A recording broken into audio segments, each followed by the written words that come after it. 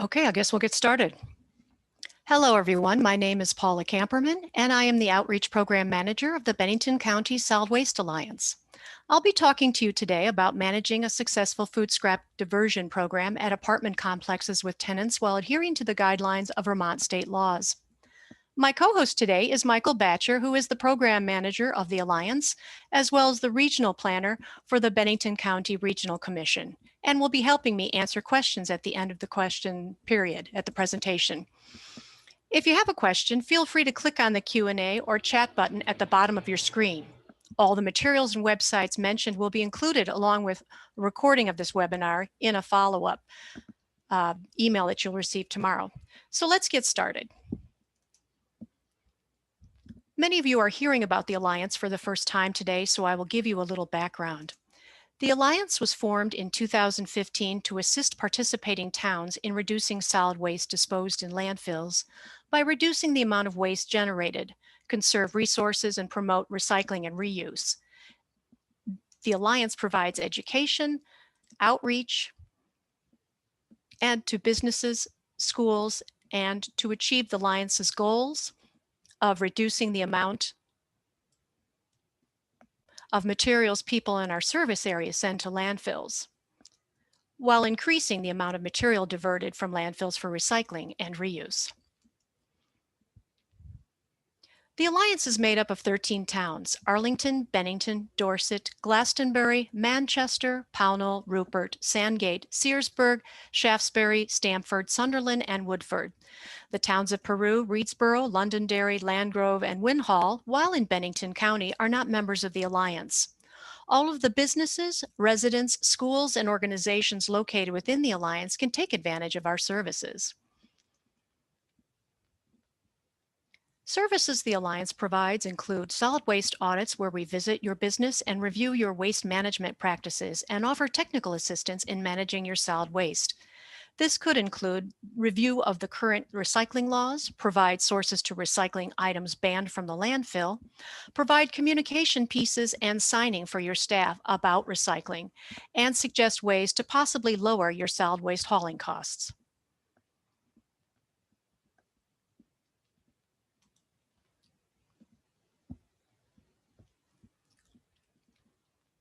We host household hazardous waste collection events as well during warmer months of the year. This service is also available to small businesses if you pre-register with us, which can cost less than a dedicated pickup by hazardous waste collection companies coming to your location. We provide source information for the disposal of banned items such as computers and electronics, fluorescent bulbs, and paint through special recycling. Most of this information is available on our website. We also provide community outreach through presentations to groups and the public about recycling, composting, and waste reduction. A good example of this is making a presentation to residents of an apartment or condominium complex about food scrap diversion and proper recycling. Nearly half of all the waste produced globally is either organic or biodegradable. When sent to a landfill and allowed to degrade anaerobically, that's without the presence of oxygen, methane is produced, which is 30 times more powerful than carbon dioxide at trapping heat. The increases in greenhouse gas emissions is responsible for our climate change. So, when we reduce the amount of waste we generate, we reduce our need for additional landfill space while reducing our carbon footprint. Vermont's Universal Recycling Law adopted a food recovery hierarchy into law in 2012 to draw attention to our use of uneaten food and help guide consumers into making the highest and best use of their food. The most preferred method being source reduction, followed by food for people, then animals, then composting. When we reduce our consumption of food and thereby reducing the amount of food scraps generated in the first place by shopping smarter, strategically planning meals with the foods we have on hand, less of our food goes to waste. When we do have leftover food, our first priority is to give it to people first through food pantries and other organizations. When we have lower quality food waste, we share that with animals and other agricultural uses. Any leftover food at this point should be composted or used in anaerobic digestion. In 2014, Vermont began requiring large food scrap generators like grocery stores, universities, and large hospitals to divert their food scraps from landfills to certified facilities. As of July 1st, 2020, small generators, including residents, are now required to divert their scraps. This requires all residents to adjust the ways in which food is disposed of and, as landlords, implement a program for food scrap diversion. At the same time, it also must comply with Vermont's Rental Housing Health Code. I'll spend the next few minutes outlining the details of those requirements. The first step is to assure that arrangements have been made for the removal of food scraps from all rentals, which can be done in a variety of ways. As you decide on which method of collection and disposal to use, consider that some tenants don't drive, or there may be insufficient space to manage scraps on site. The landlord has several options. The landlord can subscribe to a food scrap pickup service for tenants. If the landlord is already providing trash and single stream recycling on site to tenants through a commercial hauler, the hauler may also provide food scrap collection. The law gets a little murky here, as haulers are only required to offer pickup of food scraps from commercial accounts and residential addresses with 4 or more units. If, however, the landlord of fewer than 4 units is already receiving trash pickup from a hauler, the hauler may be willing to offer food scrap collection service. Many of the larger haulers are expanding their service, and newer, smaller companies are coming onto the market throughout Vermont to meet the increased demand for this service. If you, as a landlord or property manager, don't have a hauler or work with a hauler that doesn't yet provide this service, you can look up food scrap haulers at the state's website, vtrecycles.com. Another option is to ensure tenants bring food scraps to a drop-off location, such as a transfer station, farm, or community composting facility. Yet another option is to set up a backyard composting system or solar digester for tenants. And finally, landlords can require tenants to make an independent plan to manage their food scraps separate of their trash and recycling, so long as the landlord confirms that this is happening. Regardless of which options I've mentioned is chosen, in addition to trash and recycling bins, a landlord must provide durable and watertight receptacles for food scraps that are stored outside until they are either hauled away, brought to a drop-off, or composted. A properly managed compost bin or solar digester fulfills this requirement as well. Tenants may also take their food scraps directly to these receptacles instead of placing them in another collection bin, as is typically done when food scraps are picked up by a hauler. Nor is an outside container required if tenants are taking scraps themselves directly from their kitchen to a drop-off, such as a farm, community compost facility, or transfer station. Landlords are not required to provide kitchen containers, but some may provide these to encourage good food scrap management habits. When commercial haulers provide food scrap collection, they typically provide containers, either rolling carts similar to trash and recycling carts, to store outside or within a shed or garage, or they may provide a bucket for each unit or two. If the hauler does not provide a container while the scraps are stored outside, the landlord must provide a receptacle. When the landlord is coordinating drop-offs, say to a transfer station, 2 to 5 gallon buckets with lids work well for each unit's food scraps. For backyard composting, if someone is willing to actively manage the bins or piles, landlords can install backyard compost bins or install solar digesters. The latter do not require much maintenance when set up properly and may only need to be emptied every few years. Furthermore, the code requires landlords to keep common areas and other parts of premises not used as a dwelling space in a clean and sanitary condition, free of trash, recyclables, and other food scraps. They also must ensure that trash, recycling, and food scrap containers and systems do not attract pests or create a public health hazard. Now that I've explained the various options there are to food scrap diversion and how they are governed by the Housing Health Code, I'm going to describe the ways to get your chosen food scrap collection system started. If you're already using a hauler to pick up your trash and recycling, check to see if they offer food scrap collection. If your decision to use this method is a financially motivated one, check to see if your costs will be higher with the added service. If you run a larger property with multiple units or generate high volume, you may be able to negotiate a more favorable fee structure with your hauler by adjusting the size of trash collection containers or dumpsters or the pickup schedule. It may also be worth conducting a cost comparison among different haulers. You may find expanding your current collection with your hauler to include food scraps is easiest to implement for tenants, with the convenience outweighing any increase in the hauling costs. When using a hauler, keep in mind managing odors and pests around food scraps prior to pickup require adding carbons, or known as browns, such as sawdust, mulch, wood shavings, leaves, shredded newspaper, coffee grounds, and other organic matter on top of food scraps stored in the tote or bin. Commercial haulers may provide an additional tote containing the wood pulp or sawdust, which landlords and tenants use to apply on top of food scraps. So you'll need to make sure your collection location has enough space for the additional bins. The amount of sawdust or other browns added on top of the food scraps will vary with the temperature and how full your bin is. For example, in summer months, you may need to add 2 to 6 inches of the wood dust pulp, or browns as they're known, particularly to full bins to keep maggots and flies at bay, and much less during winter months when there are fewer pests. Packing the sawdust down with a handheld garden tool will help control the pests and maximize space in between pickups.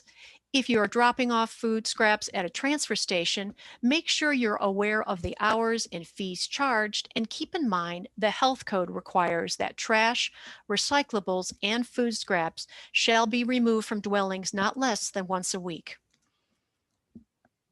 Most haulers and drop-off locations accept all food scraps, including meat and bones, fats, oils, coffee grounds, and filters, as well as spoiled food.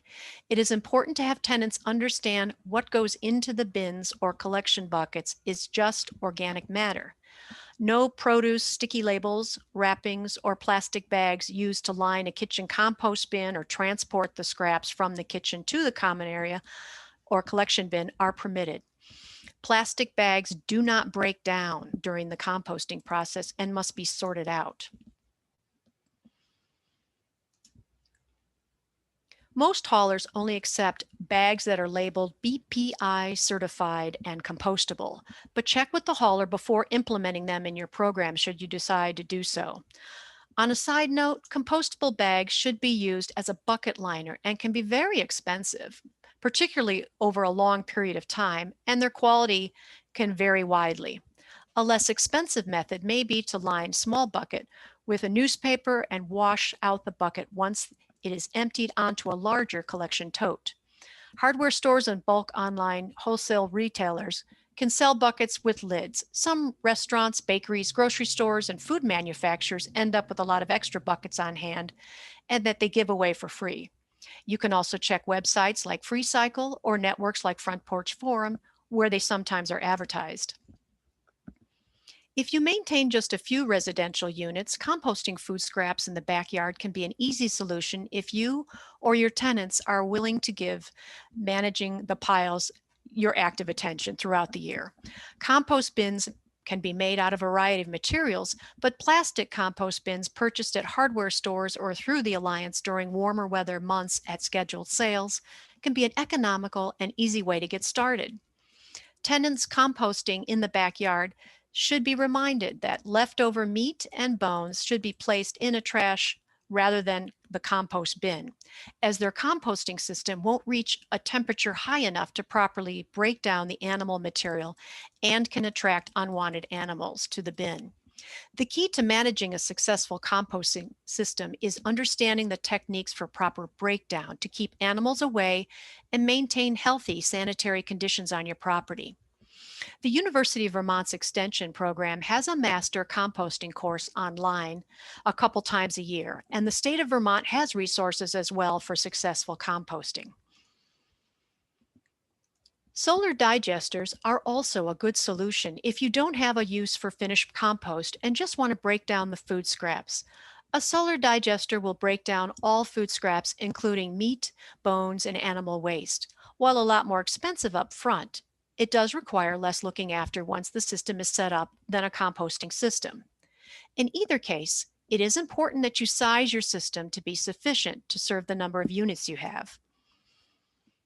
Vermont has seen an increase in human-bear interactions, so it's important to take a few steps to discourage bears and to manage your compost so it doesn't attract animals.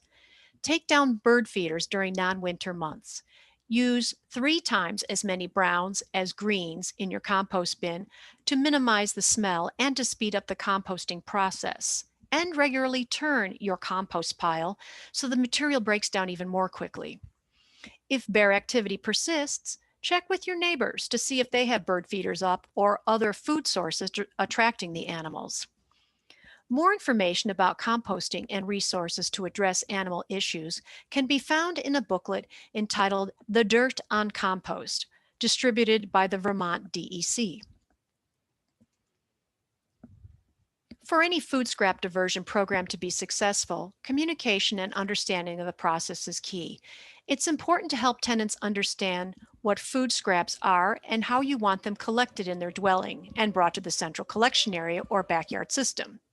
Will you provide them a receptacle such as a bucket with a lid to collect the food scraps in the kitchen to later take to the collection bin outside? Explain to them the collection schedule if they are at all involved in taking collection bins or buckets to the curbside or central location to be picked up by your hauler. They need to know what is and is not allowed in a collection tote or compost bin or solar digester.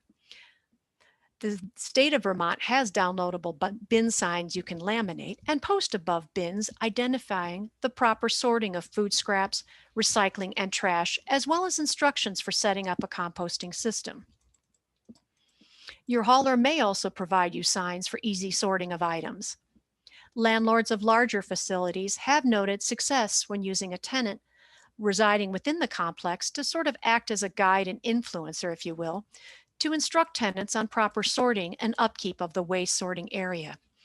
If tenants are contaminating the bins by putting items in the wrong place, send them a gentle reminder about proper sorting within the system. It's important to put this whole process into perspective. When tenants understand that most of what they are throwing away isn't trash, but a marketable commodity with a monetary value on items such as paper, aluminum, cardboard, glass, tin, plastic, and now food scraps, their behavior about sorting items and making sure items are clean and dry and uncontaminated may change.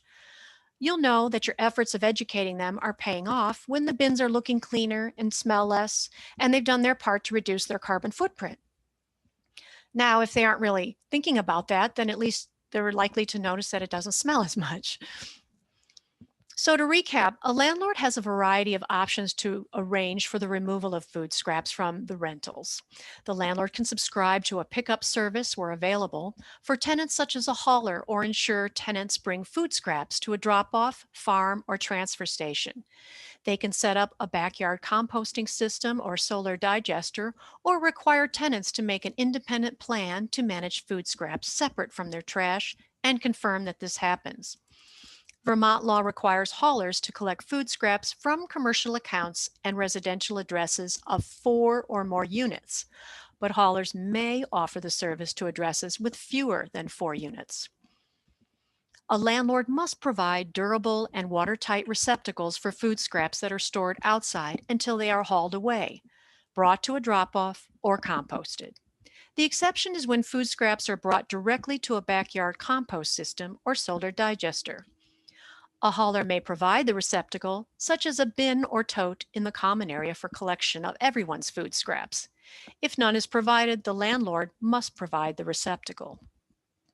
A landlord must keep common areas and other parts of the premises not used for a dwelling space clean and in sanitary condition, free from trash, recyclables, and food scraps. They are to ensure that the containers and systems do not attract pests or create a public hazard. Most food haulers accept all food scraps, including meats, bones, fats, oils, coffee grounds, and filters, as well as spoiled food. All scraps picked up by haulers or composted on site must be free of labels and bags. The exception is if the hauler permits bags that are BPI certified compostable bags. Landlords need to allow enough space for additional bins required to collect food scraps and store sawdust browns to put on top of the food scraps, as well as supply adequate signing and information about the waste management program in place. Tenants composting on site may discard their meat bones in the trash, since composting bins do not reach the temperatures high enough to ensure proper breakdown to avoid attracting animals and pests. Tenants using solar digesters may add meat, bones, and animal waste to their systems. Proper education to tenants and signing will go a long way to successful waste management systems. Landlords should partner with a tenant to help educate and communicate to tenants about correct sorting when there is contamination to ensure the highest and best use of recycled materials. As an added point not previously mentioned, we encourage larger properties especially to consider offering the separation of banned items from the trash, such as electronics or e-waste, be held separately and brought to the transfer station. It doesn't take a lot of time or space, but spares precious elements that can be recycled and potentially compostable components such as lithium batteries from being landfilled and known to start fires. These items can be taken to the transfer station and recycled in a safe manner. In addition, architectural paint still in liquid form that may be collecting on site can be dropped off for recycling at several area retailers in quantities of up to 5 gallons a day in its original container. Any paint that has hardened should be disposed of in the trash. And finally, we'd like to remind folks that household hazardous waste, that includes things like chemicals, pesticides, paints, and mercury-containing items such as fluorescent bulbs, thermometers, thermostats, and alkaline and rechargeable batteries, can be dropped off during our household hazardous waste collection events held during warmer months of the year. Follow us on Facebook or see our ads in the Vermont News Guide for scheduled dates and location. Thanks for taking the time to listen to this presentation. We'll now answer any questions you may have.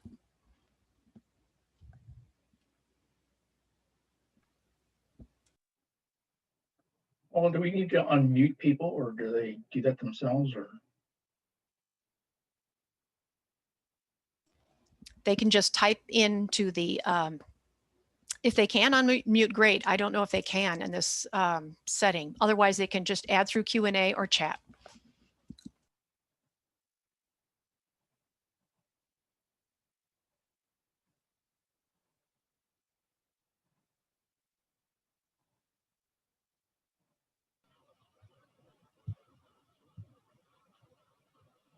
Well, I have a question that might be helpful. Can you help apartment owners with information for their tenants? That this is great for them, but if a tenant needed information, is that something you could help them provide? Yes, I can make presentations on site. I can also lead them to good information that the state of Vermont has about understanding the food scrap collection as it is.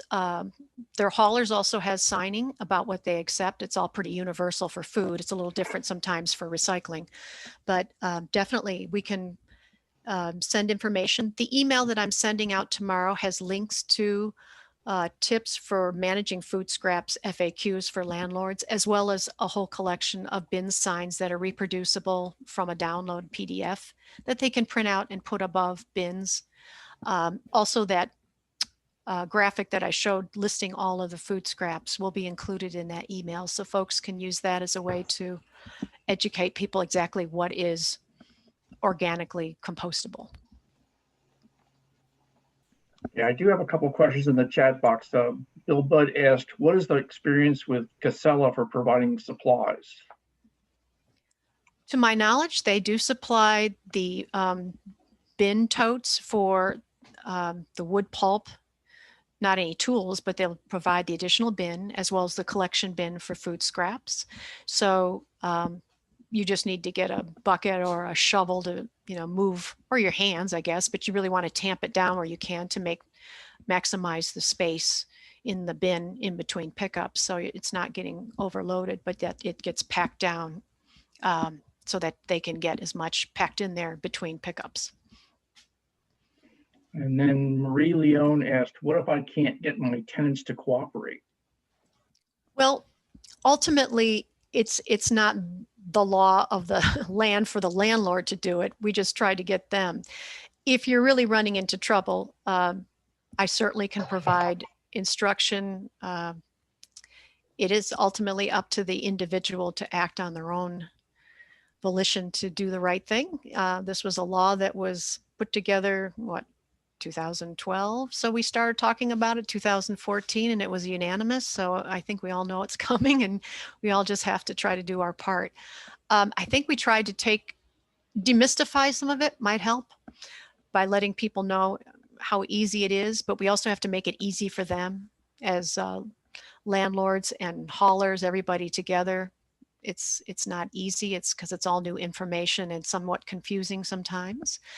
But I think if we set out with a program, lay it all out in advance, then sit down with the tenants and help them understand how simple it can be, you'll get better buy-in to what it is that they have to do, and they may have less confusion, less reluctance to actually cooperate. But I can certainly deal with situations one-on-one if you're still having problems, to sit down and talk to individual landlords about troubleshooting their system. Yeah, and I would just add, you just need to do the best you can. We can't solve all the problems of the world at once, so we just whittle away at them as best we can and just remind people from time to time that this is a good idea. Yeah, it isn't something that's going to happen overnight. We all No. understand that.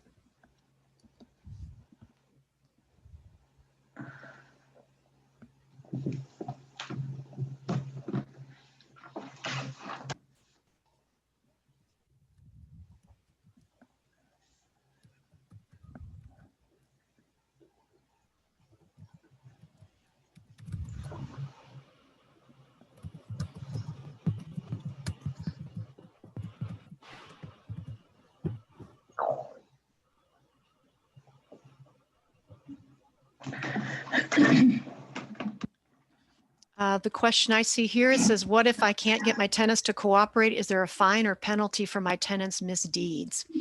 Well, there is no enforcement per se existing at this point. The state has made it clear they're just trying to get everyone's help in getting their systems up and running. That being said, I mean, we're not going around inspecting bins, or no one's checking on a street level. They're definitely looking at larger producers to make sure they're in compliance, but nothing at the residential level. But so there's no fining system in place. We're just trying to get everybody's cooperation to sort of do the right thing. It is possible your hauler could tell you that they're not going to take your trash if there's just too many food scraps in them. They may, because technically they're not supposed to be sending this to a landfill. Another issue would be if food scraps contaminate recyclables. At this point, I don't believe you'd be charged for recyclables, but if they're really contaminated, then they're going to be treated as trash, and then you'll be charged for trash. So it's not a penalty from the state, but you may end up paying more from your hauler. Yeah, I don't know if Michael, if you want to mention a little bit about how the pricing works for some of these trash, the breakdown of trash versus recyclables, and how food is actually a lot of the weight that's in trash, and how that is weighed and charged as a hauler picks it up and is then charged when they go across the scale. Yeah, sure. I mean, a bag of trash is basically paid for by volume or weight. And so they may charge you so much for a 66-gallon tote, or so much per pickup, or so much per weight. So the less volume you have, the less you're going to pay for. So if you're putting your volume in things that are charged differently, like recyclables, which they don't charge for recyclables, though they can charge you a service fee. but they're not charging per bag. So putting recyclables separately does save you some money. In terms of food scraps, haulers will charge for food scraps. Generally, they're charging less per pound or less per volume than they are for solid waste. So it can save you some money. I don't know the exact numbers, but they're enough that it could make a difference. And of course, if you find other ways of getting rid of the food scraps, like working with a farmer or composting on site, then again, that's less stuff that goes in your trash unless you're going to pay the haulers. So basically, if you don't put out much trash, your bills won't go down. We hope. That's the way it's worked for most businesses. This is a new area for residents and apartments.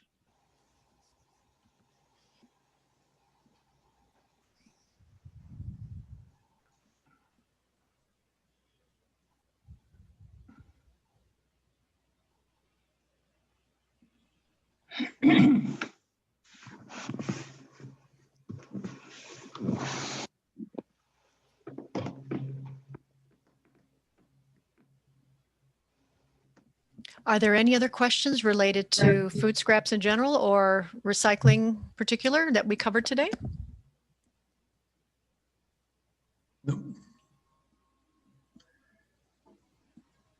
Well, you're going to send out some information in an email, some links. Yes.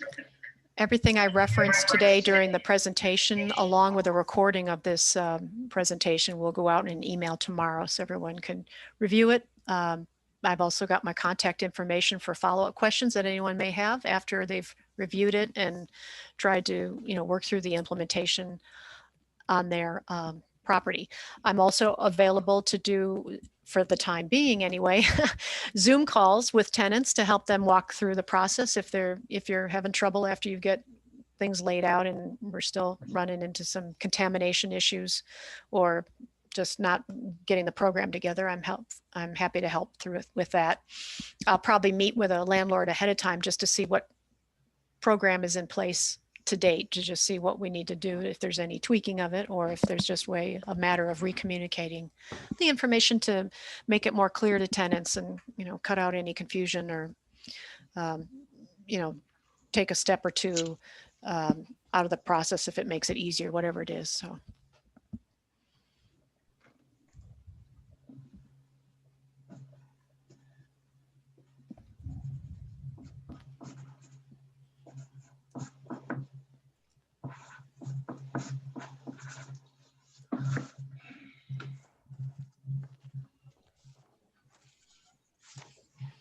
We are also, just as sort of a side blurb, doing another presentation similar to this on Thursday at 1 o'clock. That is directed toward condominium owners and homeowner associations. The laws are a little different for them. Unfortunately, they don't get grouped together, even though they are grouped together. They're considered under the law single-family residences.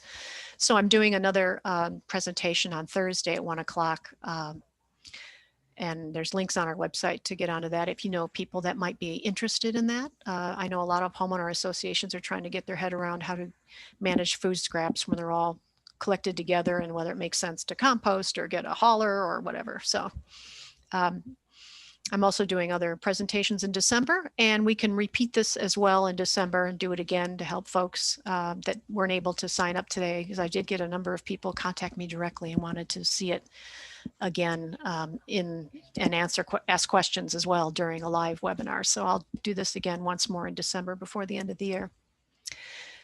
So I think we'll wrap it up here. I appreciate everyone's feedback, and again, when you get the information tomorrow in the email, feel free to follow up in sending questions to me or Michael. Our contact information is there. We appreciate the time you spent with us today, and enjoy the rest of your day.